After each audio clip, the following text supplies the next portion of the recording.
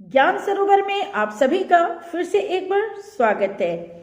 और आज के ज्ञान सरोवर में मैं लेके आई हूँ अकबर और बीरबल का बहुत ही मशहूर किस्सा। लेकिन ये किस्सा है अकबर और बीरबल के पहले मुलाकात की। अकबर और बीरबल के सैकड़ों किस्से हमने सुने हैं बचपन से, लेकिन शायद आप लोगों में से काफी लोग नहीं ये जानते होंगे कि आखिर अकबर और बीरबल की पहली मुलाकात कैसे हुई थी। तो चलिए आज के किस्सा में मैं आपको सुनाती हूँ कि चतुर बीरबल की मुलाकात न्यायप्रिय अकबर के साथ कब हुई थी और कैसे हुई थी। तो चलिए मैं कहानी शुरू करती हूँ। एक बार बादशाह अकबर ने अपने एक पान का बीड़ा लगाने वाले नौकर को एक पाव भर चूना लेकर आने को कहा। नौकर किले के बाहर दुकान करने वाले पनवाड़ी से पाव भर चूना लेने गया।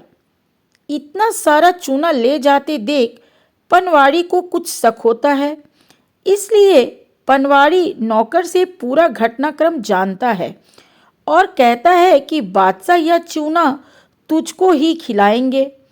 तेरे पान में लगे ज़्यादा चूने से बादशाह की जीभ कट गई है, इसलिए यह सब चूना तुझे ही खाना पड़ेगा, इसलिए इतना ही घी भी ले जा। जब बादशाह चूना खाने को कहे तो चूना खाने के बाद घी पी लेना। नौकर दरबार में चूना लेकर जाता है और बादशाह नौकर को यह सारा पाव भर चूना खाने का आदेश देते हैं। नौकर वह सारा चूना खा लेता है, लेकिन उस पनवारी की सलाह के अनुसार घी भी पी लेता है। अगले दिन जब बादशाह का वह नौकर पुनः जब राज दरबार पहुंचता है तो अकबर उसे जीवित देखकर आश्चर्य से उसके जीवित बचने का कारण जानना चाहते हैं। नौकर सारी बात बादशाह को बताता है कि कैसे किले के बाहर के पनवाड़ी की समझबूझ से वह बच सका।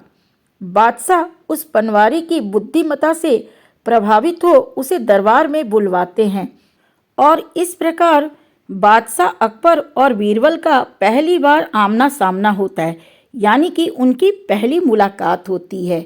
और अकबर बीरबल से इतना ज़्यादा प्रभावित होते हैं उसकी चतुराई से, उसकी बुद्धिमत्ता से, कि उसे अपने दरबार में विशेष जगह देकर रख लेते हैं।